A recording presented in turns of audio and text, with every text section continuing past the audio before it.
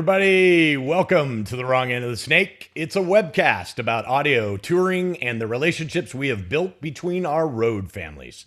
Tater and I have had an 18-year relationship on The Wrong End of the Snake with bands like Ted Nugent, Kid Rock, Slash, Stone Temple Pilots, Prophets of Rage, Iron Maiden, and most notably 10 years as front of house and monitor mixers for Linkin Park.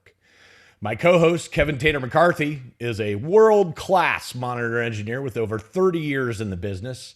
I'm very proud to call him my friend. He has 9 Top Dog Monitor Engineer of the Year awards, and 2 Parnelli Monitor Engineer of the Year awards. I'm Ken Van Druten, aka Pooch. I'm a front of house engineer with 3 decades in the music industry. I'm a 3-time Grammy-nominated recording engineer. I have 8 Top Dog Front of House Engineer of the Year awards, and I am also a winner of the Parnelli Front of House Engineer of the Year award. Let's do a little housekeeping. Please use the chat window of the Zoom app to communicate amongst yourselves. If you are streaming from our YouTube channel and you want to be able to ask questions of our guests, register to be on the Zoom call for future episodes. Links to register are in all of our social media. If you have any questions for our guests, please use the Q&A button at the bottom of the Zoom app, and we'll answer as many questions as possible during the hour, and then answer any leftover questions in our Q&A overtime episode. Look for that to be uploaded to our YouTube channel in a few days.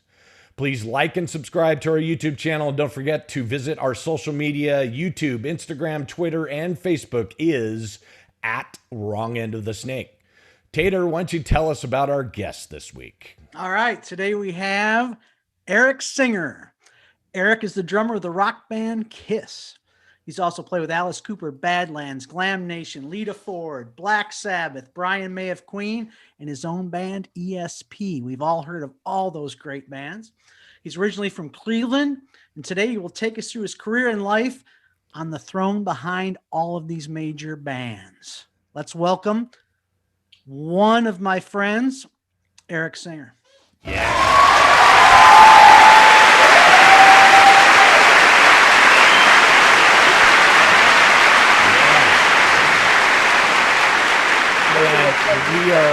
We're so honored, Eric, for you to join us here and have a little chat about your career and talk about stuff. So welcome. Thanks for coming. We really appreciate it. Yeah. You guys are a hard follow-up. You guys have all these accolades and medals, and you guys got Purple Hearts and Bronze Star and all that too. And you guys yeah, but you're the drummer of Kiss, so you win. I'm not on a Slurpee cup yet. Yeah. That's true, Tater. Tater, you forgot Gary Moore. Oh, Gary Moore. Yeah, you're right. I did. How can I forget Gary Moore? Well, let's talk about that a little bit. The only reason I mention it because for me, on a personal basis, that was always a very special one for me because he was always, before I ever met him or played with him, he was one of my favorite guitar players.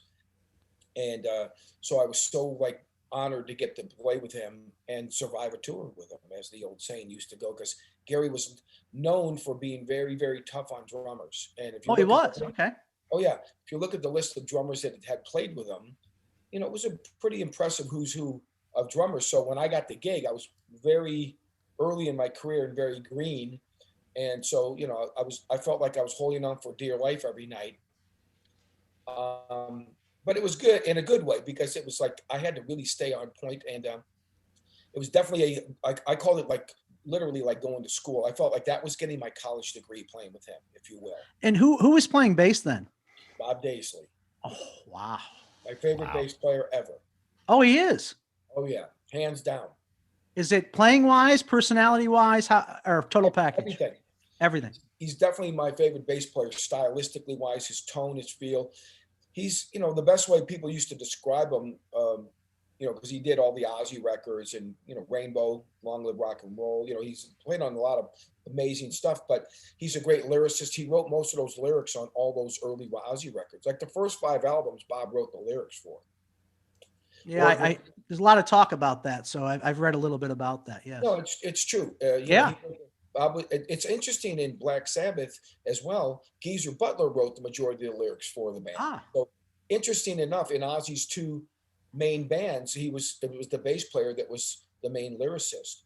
And I'm not trying to discredit Ozzy because Ozzy writes the melodies. I mean, you know, one thing I have to say, and I'm not saying this to try to kiss Ozzy's ass or defend him, but I think people should be a little more fair. They sometimes want to discredit him and say, oh, well, he doesn't really write lyrics and he didn't write any guitar riffs. He doesn't play an instrument, but he writes those melodies, you know, Crazy Train and all that stuff, Miracle Man, whatever. Mama, I'm Coming Home. All those are his melodies. And they're very Beatles influenced. You can hear that. Well, what Bob told me, he said Ozzy would have an idea, for example. He'd say, like, I want to write a song, Thank God for the Bomb, off Ultimate Sin. He goes, that's the song title. So Bob wrote the lyrics, but the conceptual, the title and the concept of the theme, I should say, is, that was, Ozzy was the one that came up with that. So that's how he's pretty, from what I understand, that's how he's pretty much worked in the different configurations and lineups that he's had in the band. But always usually the guitar players wrote all those riffs, but still you got to come up with a melody. And Ozzy is, I think, amazing with hooky melodies. I mean, those songs are great. And so I think I'm trying to give good kudos to him when many times people credit him. I think that's wrong, because those melodies are amazing and fantastic. And he's got a unique voice that only he sounds like that. And it always worked good. Derek Sherinian said to me once years ago, he goes, Eric, there's something about Ozzy's voice that works with a really heavy guitar. And it's just like this very unique marriage. And you think of Black Sabbath, Tony Iommi, the riff meister, and then with Randy Rhoads or even Zach and Jake, those guys all wrote great riffs too. And, but Ozzy still came up with these great melodies for the top. So anyways, enough of that. But Bob, I'm giving credit to Bob Daisley because of all the work he did with Ozzy, but we played together. We did a Black Sabbath album together. We did a couple projects together, but the main thing, we did that Gary Moore tour in 1987 for Wild Frontier. Now, didn't Bob bring you into Gary Moore, or am I wrong on that? He did. He did. I met him the year before. We had done a Black Sabbath album at Air Studios in Montserrat, which was George Martin's studio in the West Indies, Caribbean, which is now gone. It was destroyed. Well, the hurricane, I think once or twice devastated the island, and there was a volcano on the island. I think it blew up twice. So it's gone, but it was a unique paradise experience. I mean, I'll never forget that experience. I was there for 6 weeks recording the Eternal Idol album, and it was just a really unique thing. There wasn't much to do there. The only thing they had was homemade moonshine, which they called plastique. I don't know why, but that's what they called it. It was like 150 proof grain alcohol type stuff. I mean, it would make you crazy if you drank too much. I mean, it was potent. And then they'd have magic mushrooms that would grow all over the island. And then, of course, Peru was very close. So if you like to go skiing year round, there was snow. As you do. One quick question. Who was managing Black Sabbath at that time? Well, when I first started playing with them, it was Don Arden. Yeah. The famous Don Arden.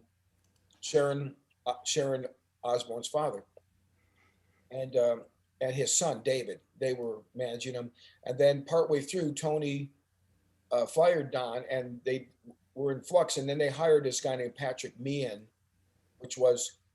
They were the original managers of the band. I think back in the late 60s or early 70s, they had managed the band. Tony went back to him, and things were kind of there was a lot of disorganization and stuff like that. So after I did the record, it looked like things were really kind of derailing. So Bob Daisley was going to be in the band, and Ray Gillen was the singer at the time. Bob was the first one that said, look, I'm not going to do this. I'm going to go back to Gary Moore. And then Bob called me up and said, hey, Gary Moore needs a drummer. He's gone through a bunch of guys, and he can't find somebody. So I told him about you. I think you should come over and audition. You should do this because I think this would be good for your career. So I flew to London and auditioned, and I got the gig. And then I notified Black Sabbath that I was leaving. And then shortly thereafter, Ray Gillen quit to go play with John Sykes in the early version of Blue Murder. A lot of people don't know this. The original version of Blue Murders was Cozy Powell on drums. Mm-hmm. It was Ray Gillen, John Sykes, and Tony Franklin. It was a quartet. And John Kolodner, for some reason, wasn't sold on Ray Gillen. And so they said, he didn't think he was the right guy.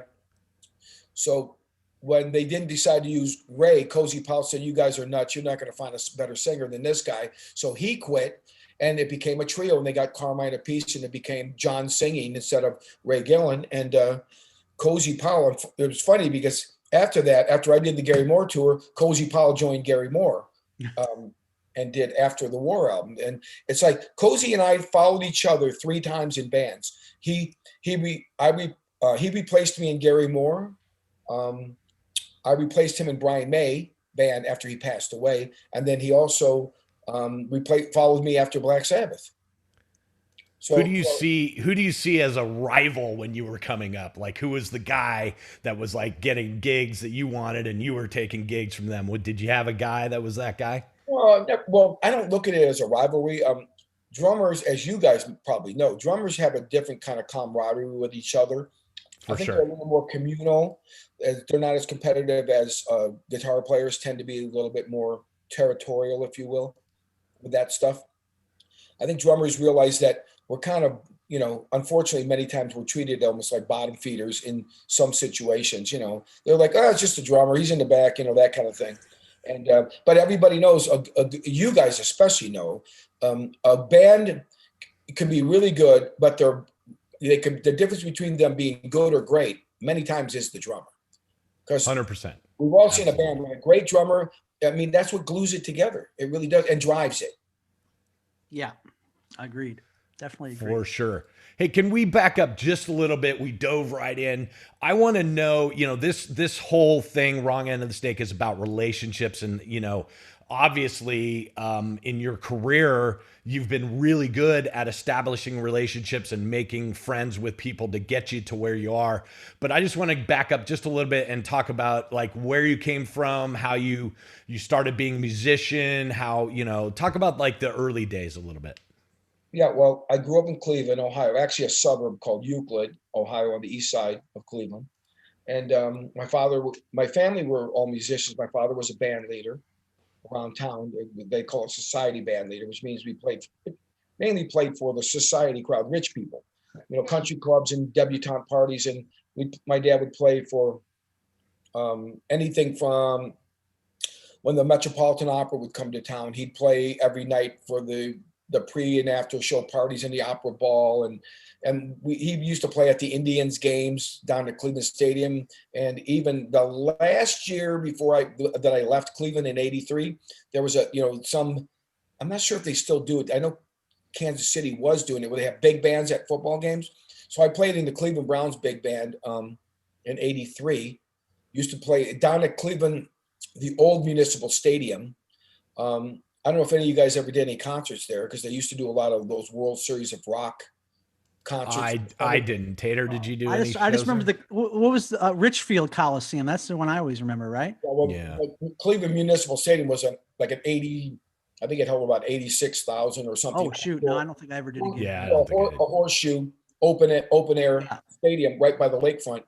It's basically almost in the same location that the new one is, that the new stadium is, kind of down near the Rock Roll Hall of Fame for those that know the geography of Cleveland. And anyways, my dad was a band leader, and he played violin, saxophone. All those older musicians, they all played multiple instruments. They were all minimum 2 instruments. Most of them played 3 and 4. I know my dad used to play clarinet, alto, tenor, sax. He could play drums too.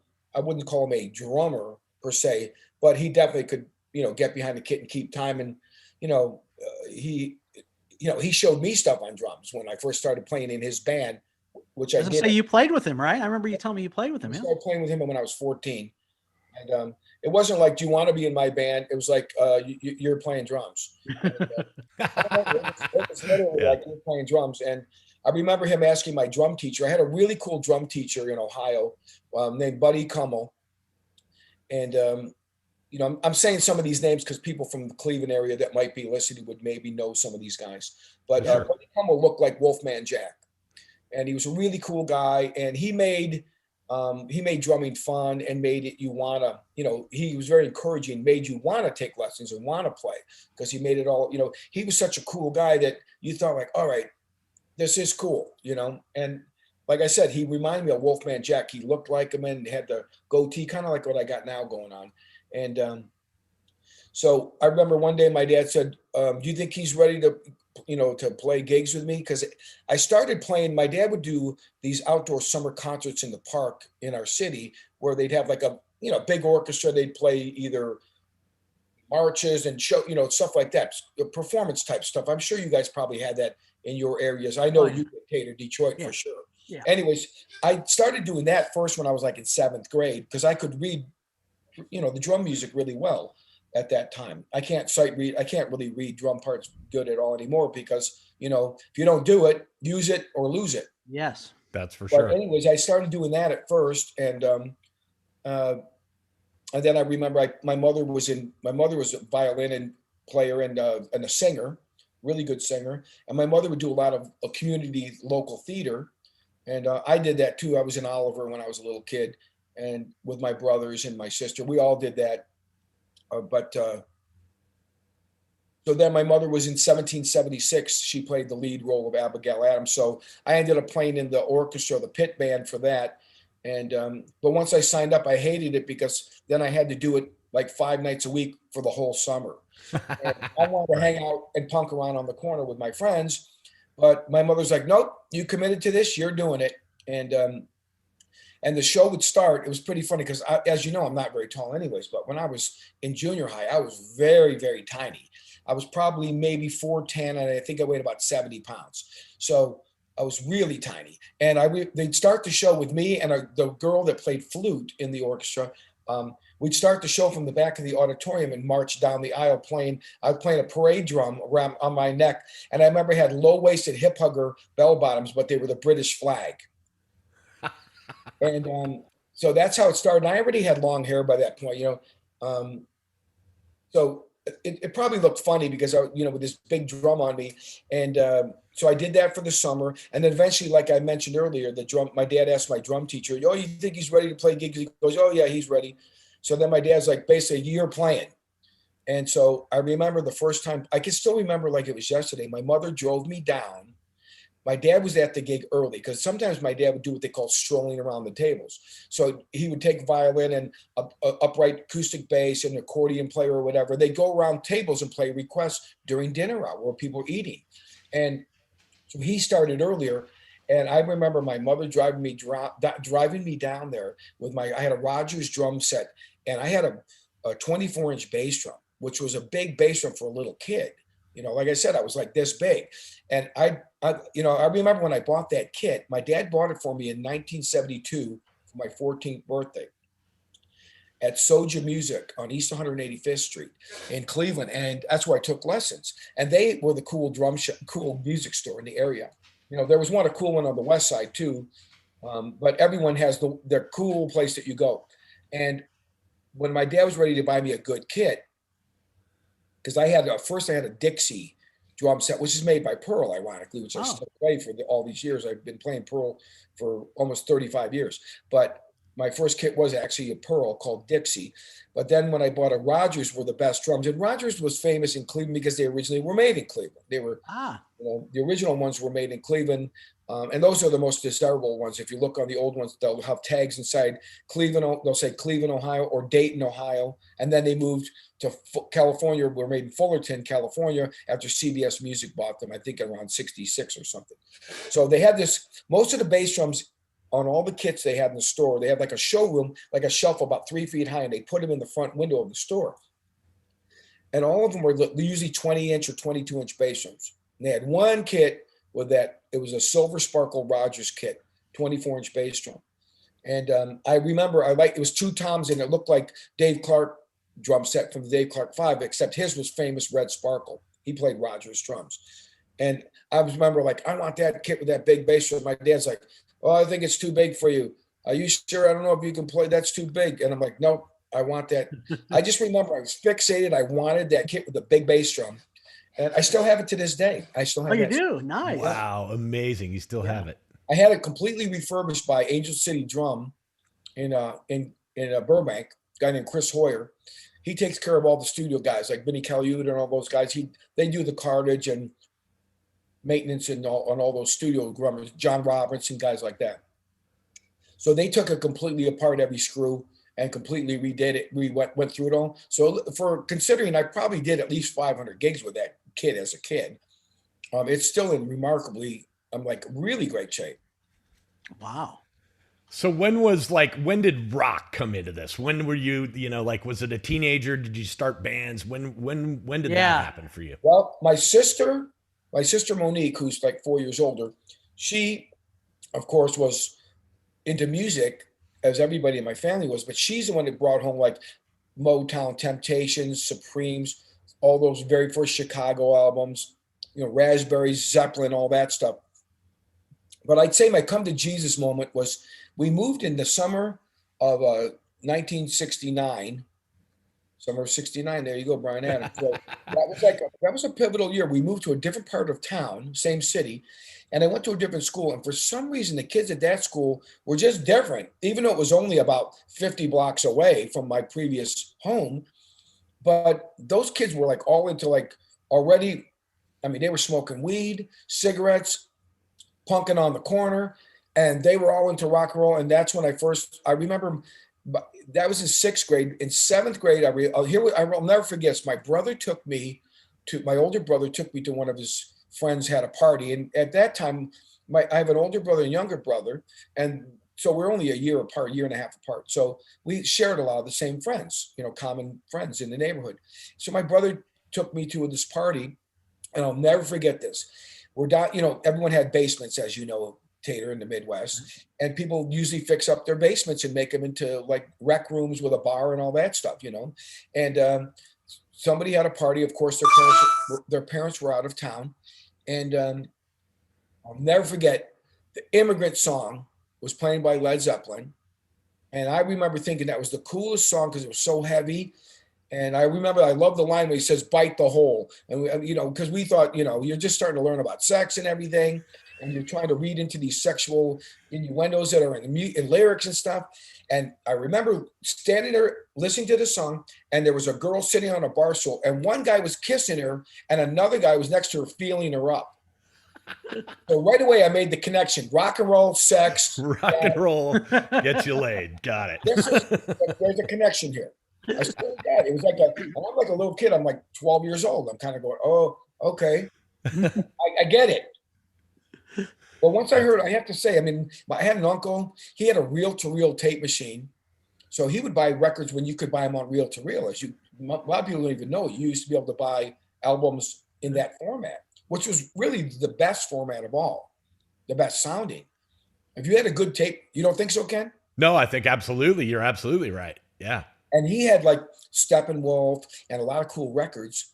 And he was in the, what do you call it? Like the National Guard, where he'd have to go away sometimes for a weekend. So my aunt would have me sometimes come over and stay at her house. And he had, I remember, white KOS headphones, which were kind of the cool headphones at the time. Yeah. KOSS, yeah. Late 60s. And I would listen to those albums on those headphones on reel to reel. And it sounded so amazing. That was the way to listen to music back then. You always tried to acquire a good set of headphones because that was the ultimate way to hear music. Most kids couldn't afford a good stereo, good components. Eventually I did get like a Sansui, Beaver, which was really cool. And then I used to have my drum set up in my dad's living room of the house, which most people probably wouldn't have let their parents. I had a big double bass kit in the living room with two giant speakers on the floor. And then I had my turntable on a big piece of foam so it wouldn't skip, yeah. From the drums and the speakers cranking it. And I'd play along the records in my dad's living room. That's and amazing. Once in a while, my dad would come in and go, "Hey, can you stop a minute? I got to make a couple of calls," because my dad was having to make calls about booking his gigs. He was his own booking agent. And that's what my dad did for a living. He was a musician his whole life. He never had a day job. He basically had his own band and did his own booking of his own stuff. And, I didn't realize it at the time, but, making a living as a musician like that, that's not an easy feat. And he raised 4 kids. And, we had a very, I'd say, good middle to upper middle class upbringing in a really good neighborhood and all that stuff, and went to good schools and that kind of stuff. So he was really working it then, wasn't he? Doing those gigs and keeping going. Well, he was an immigrant from Germany. You know, he moved from actually Austria-Hungary. He moved to America when he was 12. So, Wow. so he went to when he went to school, and he had never had an accent. My grandparents had like super heavy German accent, but my dad no accent. He's like Gene. Gene Simmons, you know, moved from Israel when he was like 9 or 10, and Gene has no accent either. Right. Yeah. So, but my dad, after he got out of high school, he was going to go to Ohio State University, but then he got a gig in a band, and you know, back then that was in the 30s. My dad was born in 1909, so my dad was he was 50 years old when I was born, so he was, you know, he was late to the party as you know, having a family and settling down because he'd been on tour. He went right from high school to touring in, you know, back then there was no rock and roll, there was just big bands, and the first band he was in was a guy named Freddie Carlone, and the singer in the band was Perry Como, and that was. And what instrument was he playing in those bands? And then he would play violin. Violin. But he also played tenor sax, and alto, but mainly he would play violin in that band. But he told me that he and Perry Como used to go on double dates when they were really young. They were in their early 20s. My dad had a 32 Ford coupe with the rumble seat in the back. The trunk opens up and it's a seat. Yep, rumble seat. That's awesome. Picture it somewhere, but he had that. My parents bought him that car as his high school graduation present. Your grandparents, yeah. Okay. My grandparents, yeah. Yeah, nice. Interesting. Wow, that's crazy, man. So what was your first band, kind of like national touring act that you were like, wow, I've made it. Here I am. I'm touring. What band was that? That was Rita Ford. I moved to LA in 83, in the beginning of November 83. And I didn't know anybody or anything about anything. I mean, I was completely like green, but you know, I always tell everybody, keep your eyes and ears open because that's how you learn and ask questions. Even though it might annoy people, you know, they think like, hey kid, you're bugging me. You ask too many questions. You know, we've all probably had that happen at one time or another. Oh, yeah. You should always keep asking questions. How else are you going to learn? If you don't know something, you have to, we have the internet, you can investigate some stuff. Although now you got to question even the internet, whether something's true or not. You definitely do. It kind of wasn't that way. Yeah. 5 or 10 years ago as much. Now it's like, really? Is this, you know, but anyways, I don't want to get political, but basically how I got that lead gig was that I had entered Carmine Apiece drum contest that he was doing with Guitar Center. Carmine started those original drum offs, but Guitar Center ended up taking over somehow. And I entered the contest. They had a thing advertised on the radio station, KNAC, and said, send in a tape. So I sent in a tape, and out of that, they chose, I think, like 35 guys and 15 girls. They had a guys and girls category. Excuse me. And so I got picked out of, you know, my tape got picked, and they had it at the old original Guitar Center in Sherman Oaks on Ventura Boulevard when they used to be in a smaller place across the street from where they're at now. Yep. And they had, you know, they basically set up a stage in the parking lot, and they usually would set up 2 kits, 1 double bass or 1 single bass, depending on, you know, what you played. And I played double bass at that time. And the judges were, I remember Myron Grombacher was one of the judges, and he was from the Cleveland area, actually Youngstown. So I remember talking to him, and he knew some of the same people that I knew from Ohio that he had grown up with. I had never met him at that time. And I think Mark Craney, I'm trying to remember who the other judges were, but I remember Steven Adler was in the drum contest. This is before Guns N' Roses. Wow. Because this is 1984. So like September, maybe maybe August, September of 84. And so I ended up making the finals, which they had at the Palace Theater on Vine. You guys, I'm sure, worked there before. Cool place. And at the finals, that's when they had like all the heavyweight judges like Steve Smith from Journey. I remember when I was playing Tater, I'm playing like this. And when I get ready to play, literally right dead to the side of me, about 10 feet away, Steve Smith's just sitting there watching me. Oh, shit. So, I mean, it was kind of intimidating because I was in a local band at that time called Icebreaker. And we'd only been playing around the clubs, you know, like the Troubadour, Madame Wong's West, the Music Machine, stuff like that. Any kind of a known or big band. I mean, I remember one of the gigs we did, we played at the Troubadour on a Wednesday night opening for Poison. And Poison had only been in LA maybe about 3 or 4 months. I remember talking to Ricky Rocket because he had a blue pearl funky painted kit, like spackle painted looking. And we were talking because they were from Harrisburg, Pennsylvania, so similar territory as, Midwest like that. And they were really nice guys. They had the original guitar player in the band, this guy named Matt, this is before CC DeVille. And that was a Wednesday night. There was maybe, I don't know, 50 people there, but they were already drawing all these, it was mostly girls, obviously, because they were already doing the shtick with the makeup and stuff like that. And that was the very beginning of Poison. I think literally they'd only been there a few months. So anyways, I ended up doing the drum contest. I made the finals. I didn't win, but I took place. And I remember that because when Carmine, he had the USC marching band play on stage. He would have like entertainment. And then he had Phil Chen, who was the bass player when he was in Rod Stewart band, and Jakey Lee, who he had just done the Ozzy tour with. They got up and jammed. And I remember standing on the side of the stage talking to Jake. That's the first time I met him. I was in the contest. He was already in Ozzy. And I remember asking him who he liked playing better with, Tommy Aldridge or Carmine, because Tommy had been in the band and then Carmine and then Tommy was back. And Jake, I remember him being like diplomatic, said, "Oh, like they're both really good." And, giving the diplomatic answer, but it's kind of ironic because just a few years later, I was in a band with the guy. But, that's right. Yeah. After that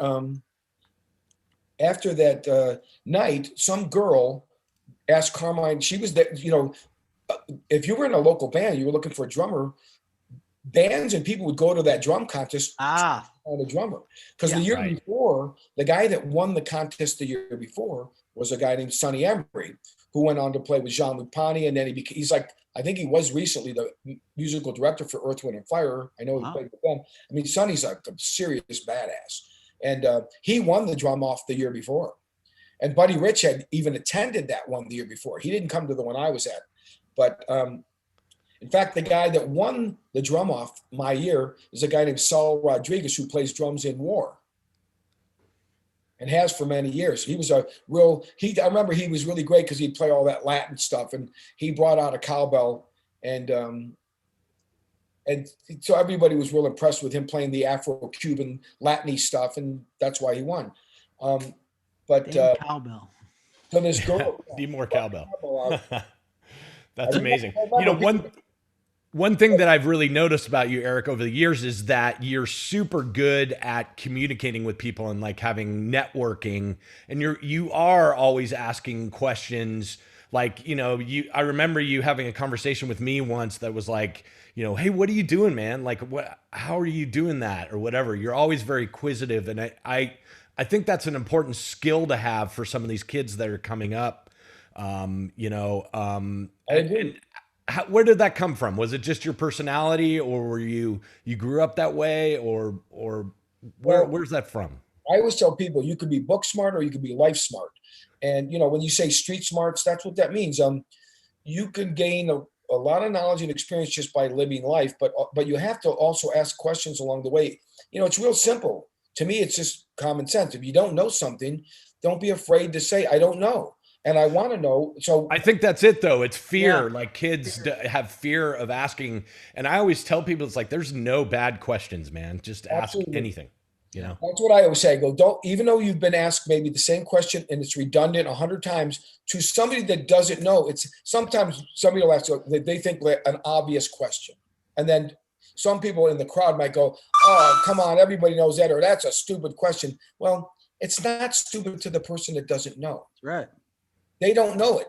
90% of the people might know the answer, but they don't. Because, there's an old saying, you crawl before you walk before you run.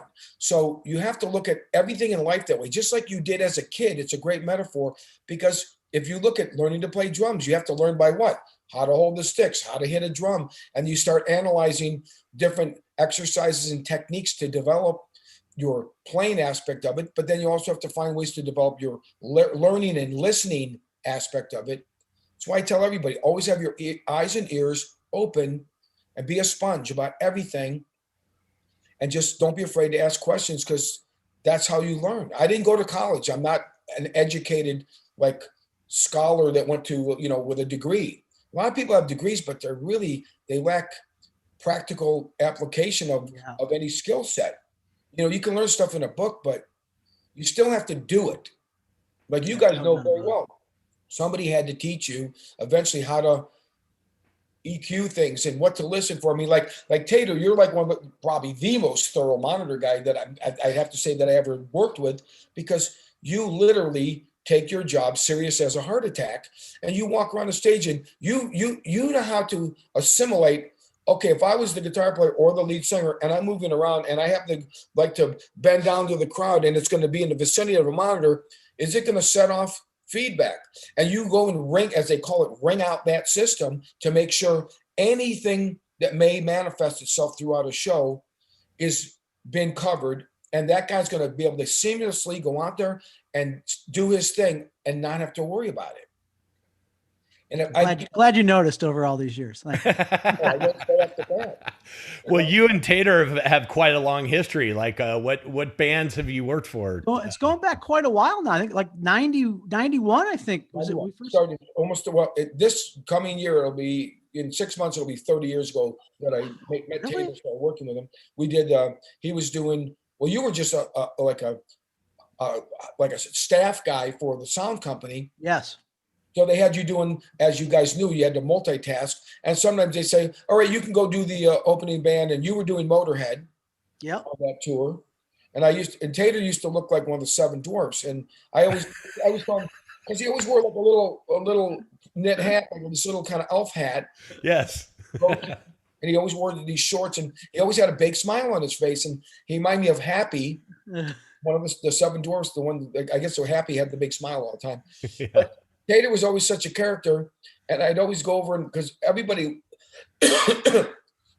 loved Lemmy and likes Motorhead. Even if it's not your cup of tea musically, you can't. I mean, Lemmy had such an endearing quality about him because he was just the real deal. He was who he was, unapologetic, and he was such a character that had come to life. It was almost like you read about guys like him in a book. Like getting to be around him and experience him was always just a lot of fun. And he had a unique way that he played and sang and performed, and everything about him was just a unique guy. And Tater would do monitors for them, and I'd go over and sometimes go and stand on the side to watch Motorhead, and I'd ask Tater, hey Tater, can you solo Lemmy's bass? Because Lemmy's bass, nobody's bass sounded like that, or nobody. Nope. I mean, he played bass like he was strumming a guitar. Yeah, and it was crazy, but it worked. That was the great thing about what he did. Some guys, they have their own method to their madness, if you will. And so that's how I got to know Tater. He'd always come over and you'd always smile. You always got a kick out of it because I do it almost every show. Because I always loved to watch Motorhead. And as we know, those guys, they were characters. Tater and I talked the other day, said, I remember they'd lay out, these guys are English, so they don't get a lot of sun over there. So they really love the sun in the summertime in America, and they'd take out folding lounge, like Chase lounge chairs, and they'd sit up by their bus, and they'd have jeans, but they just take the jeans and cut them off with a pair of scissors, and they cut them short, like Daisy Dukes. And so the pockets of the jeans would be sticking out the bottom of the shorts. I mean, they were like super short, crazy. And let me and with cowboy boots. Yeah. Walking around with cowboy boots or kind of biker boots. And Wurzel was in the band at the time. It's when they were a 4-piece. And Filthy Animal Taylor was the drummer. So that was like the real, if you want to talk about a band that had like a cast of characters. Oh, man. They were really a motley crew, no pun intended. And if you were the monitor engineer and survived that, you were like, that was like a big gold star on your, Well, like, I think if you survived Gene Simmons as a monitor guy, you get a gold star. Absolutely. The time that I worked for KISS, I saw several guys go by the wayside, and guys like literally he would just turn into a quivering mess. but I will say the one guy that I'll never forget was Jerry Harvey. Yeah. Jerry Harvey Audio. When I first joined KISS, they did a club tour to kind of, it was like, all right, let's break in the drummer, because I was new. And so we did a promo tour of 12 cities, but with 13 shows. We did 2 shows at the Troubadour in LA. So it was 13 gigs. And I'll never forget, we had the most ungodly amount of PA system that they've ever put in the Troubadour ever. But I remember we were doing a gig at the Trocadero in Philadelphia. it's kind of like a club theater, I guess. It's I don't know is it like a mini theater kind of? Yeah. I would say it's a mini theater. Okay, but people called it as a club if you did. They did call it a club, yeah. Anyways, Gene was always going crazy and stuff, like he's always doing this, like it looks like he's landing a plane, and with the waving his arm, going crazy, and he kept yelling at Jerry. So I'm like this playing, I'm looking at Gene, then I'm over there looking at Jerry, and Jerry was kind of down off the side of the stage in an area where the audience couldn't really see him, but we could all see him. And Gene keeps yelling, and he's making all the faces and stuff. And finally, Jerry had enough. So Jerry just went like this, stood back from the counter, and he just stood like this. And Gene's going, and Jerry's just like this. Finally, Jerry starts going like this. Oh, shit. And I'm going like this.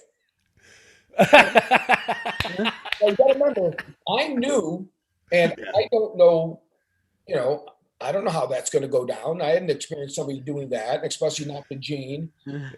But I got to say, Gene was cool about it because one thing about Gene, if you have a point of view and you stick up for yourself, he totally will respect you.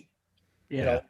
Don't show that you can't stick up. Yeah. He does not like weak people. Yeah. He has no time for you if you're weak. He has zero tolerance or patience or time. But that was a wild scenario. That was one of the craziest things. But you learn a lot about, I learned a lot about Gene just in that moment that, people have to realize, because Tater, I've had my moments of being an idiot on stage and getting crazy, but people have to understand when you're in the heat of the battle, everything is so micro magnified.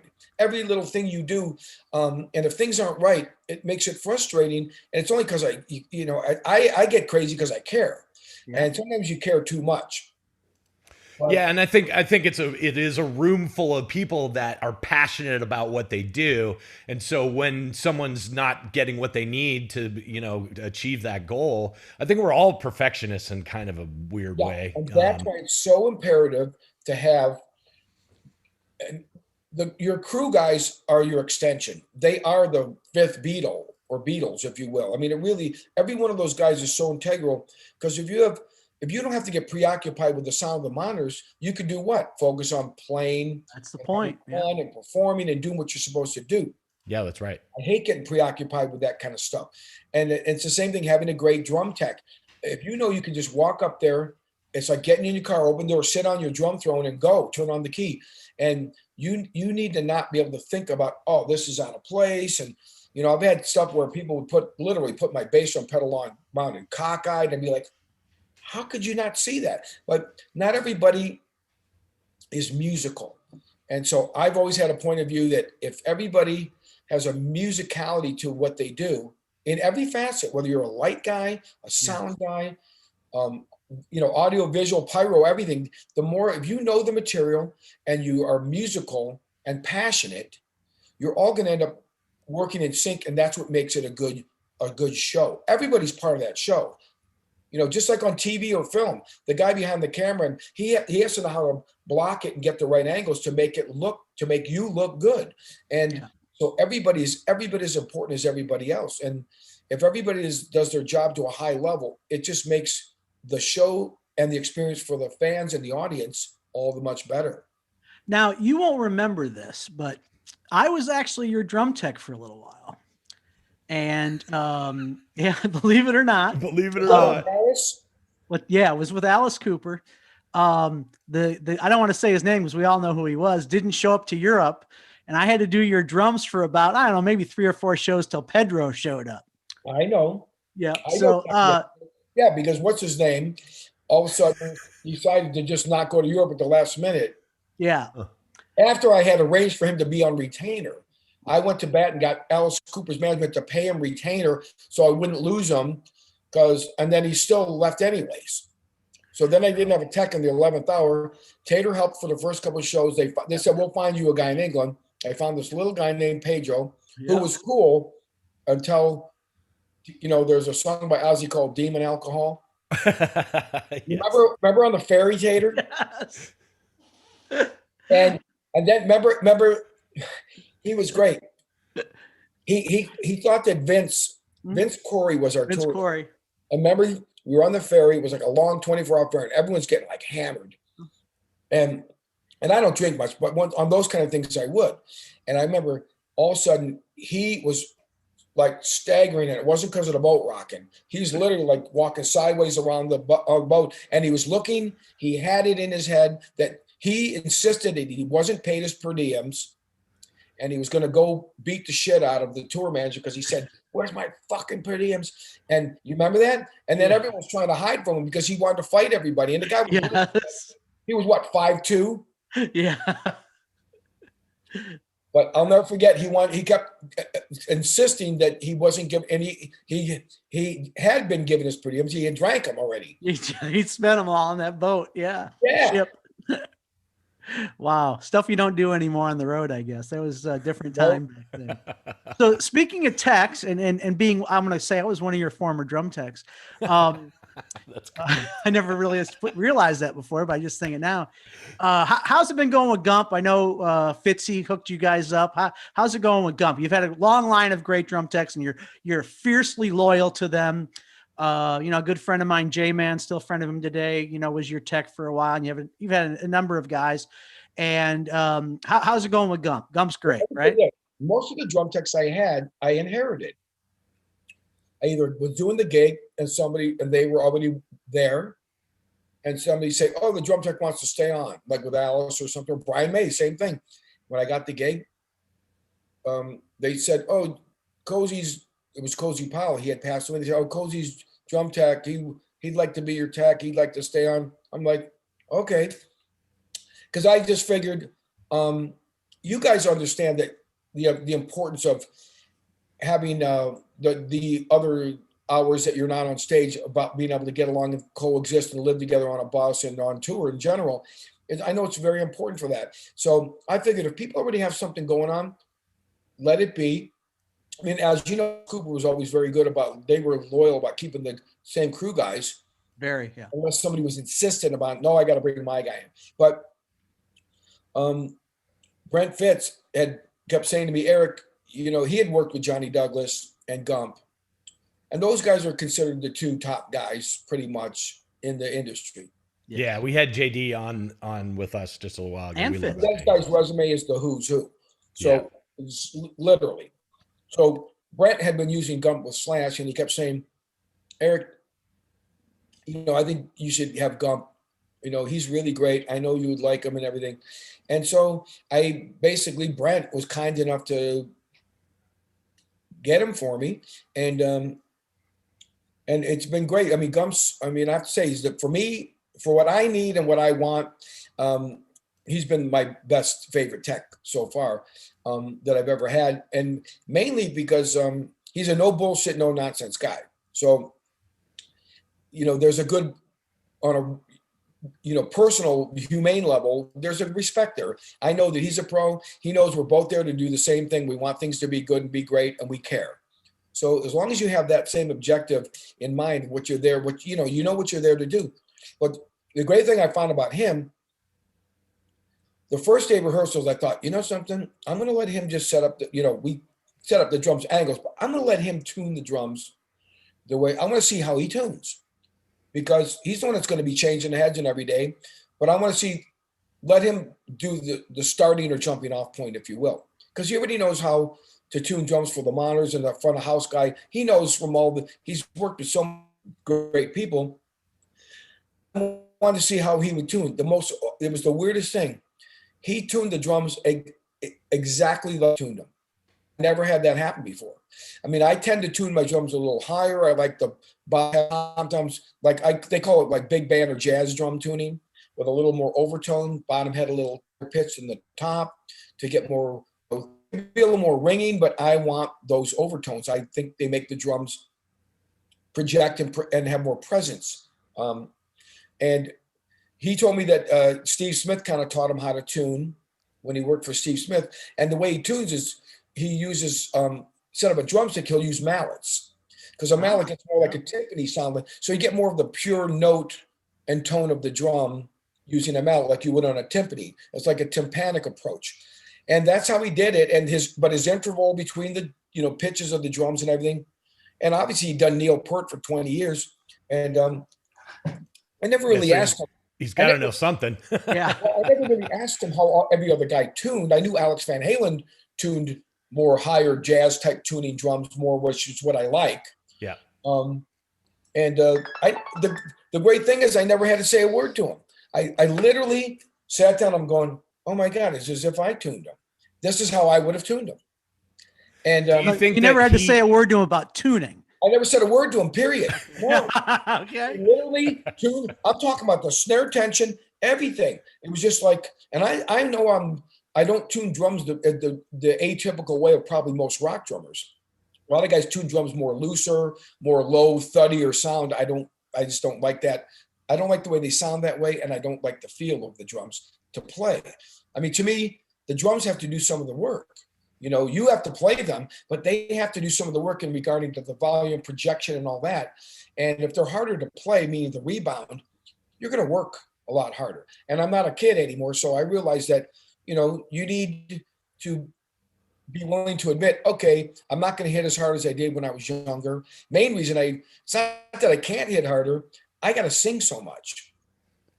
And I found if I play too physical, I'm one of those drummers that grunts when he plays. I'm like, I'm always humming and grunting. And if I play very physical, I grunt much louder and harder. And I end up losing my voice. Even when I would be in bands like Alice where I didn't sing, people would be like, hey, how come your voice is all shot? I'm like, because I'm grunting. I'm playing so physical. So I had to make basically, with the responsibility of singing so much in Kiss, I realized I had to rethink my approach to playing. I thought, you got to back off a little bit.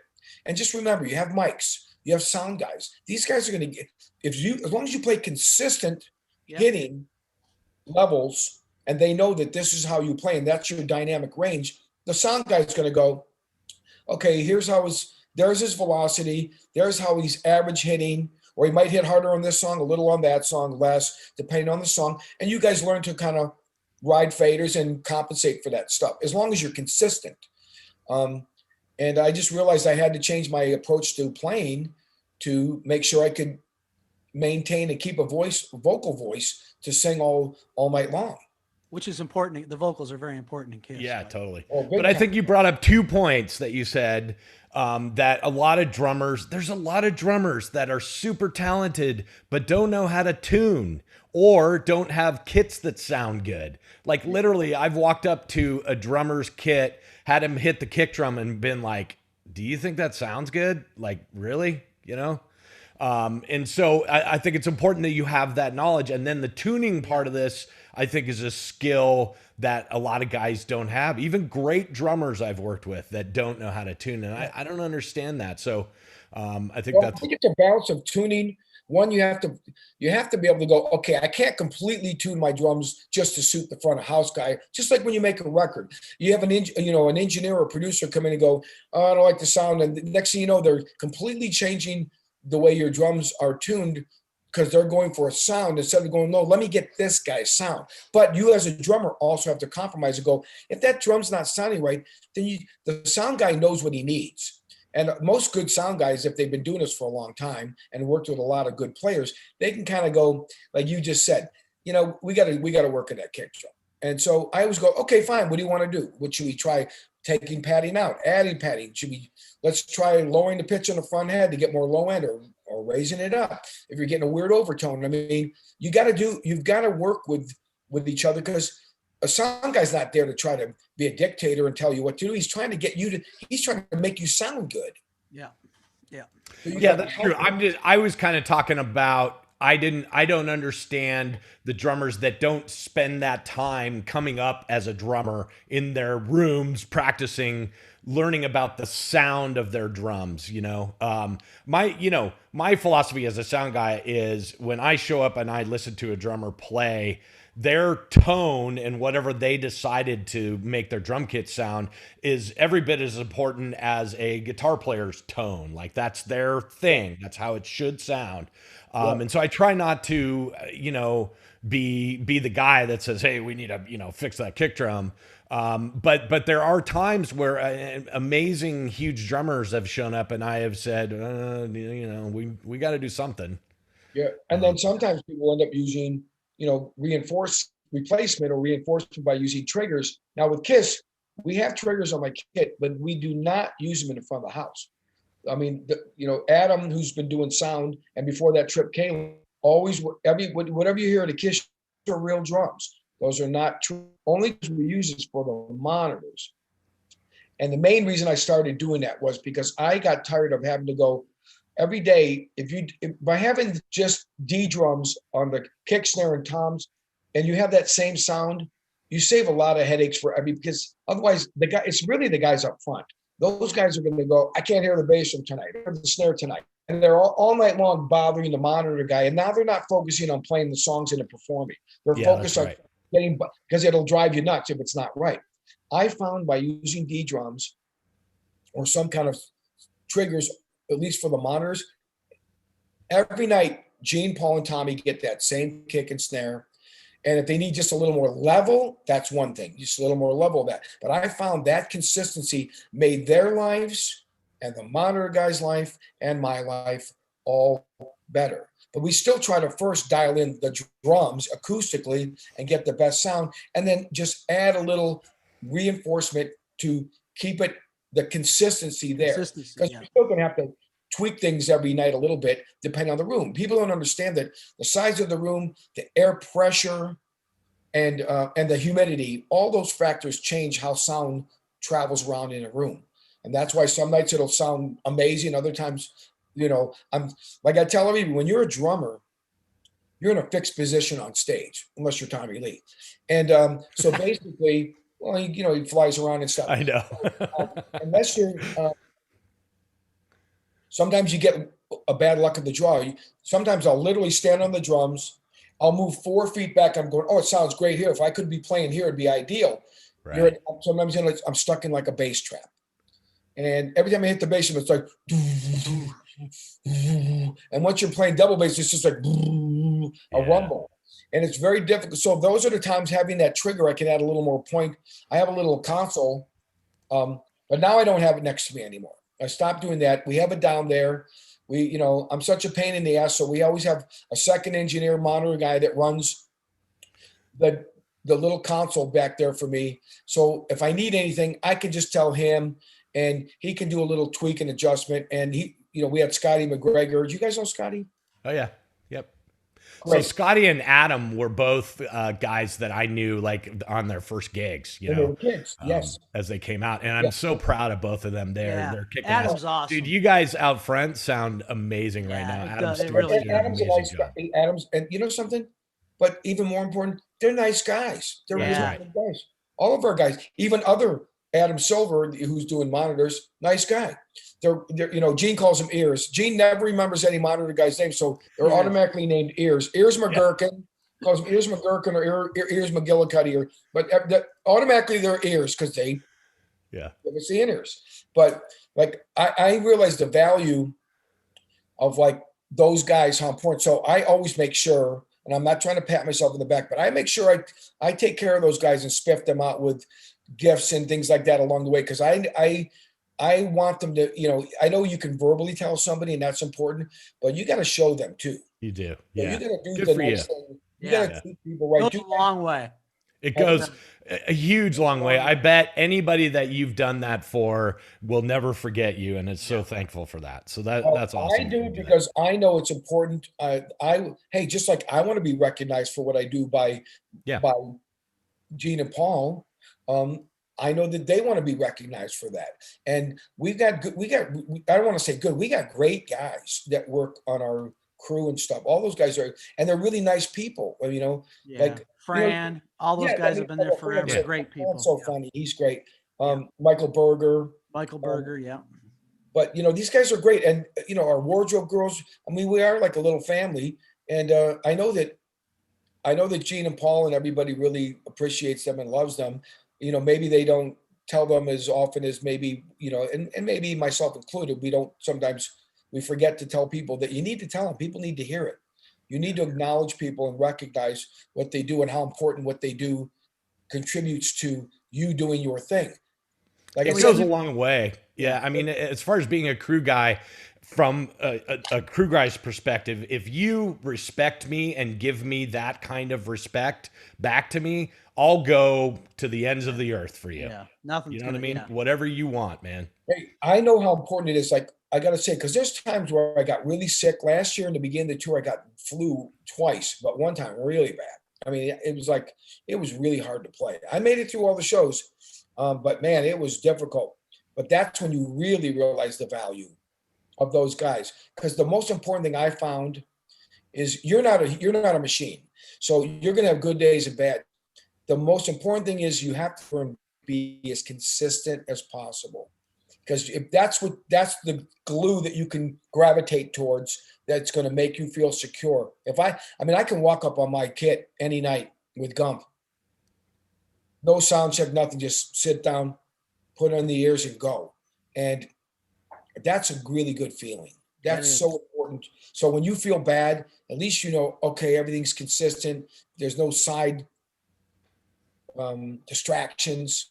And you feel like someone has your back, right? Like there's someone that'll, even if I got to puke in a bucket, that dude's going to have a bucket ready That's for a bucket, me. Yeah. Yeah. So that's I amazing. had that happen before. Sure. I mean, I've literally thrown up. I've been so sick before. I've had IVs before the show. Oh. And, I tell her, think about when you really, you're like, oh, I'm just out. Always still never missed a show in my. I've always gotten up out of bed being sick like that and gone up and played the show. And that's amazing. Been wiped out after, even worse. But it's a cliche, but the show must go on, and it's true. Yeah, it's true. It's true. And we also got to mention we had Robert Long on also, and he runs a great ship over there. And he sure does. Yeah. Yeah. Great friend. I've known him for a lot of years. Well, I've known him since when he was Ragman, when he used to work with local bands and with Tommy Thayer, when Tommy was playing in local bands in LA, and Ragman used to be, he was just we were roommates during that time. He and I. Yeah, he was just a guitar tech kid. Yeah. Around town. He's but amazing. You see, I love seeing when guys start off. I mean, you can make your own way. You guys have done it. You got to the top of the field being top audio guys in your respective fields. You don't have to be just a grunt roadie guy and always work at some low-level club level for your whole life. If you have to be ambitious and want to learn and put in the extra effort. You could tell, like Tater, like I said about you, I know it's right in the beginning. This guy's conscientious. He gives a fuck. And he walks around and he really goes around. You always go, yeah. You always had your little sayings that you do in the mic.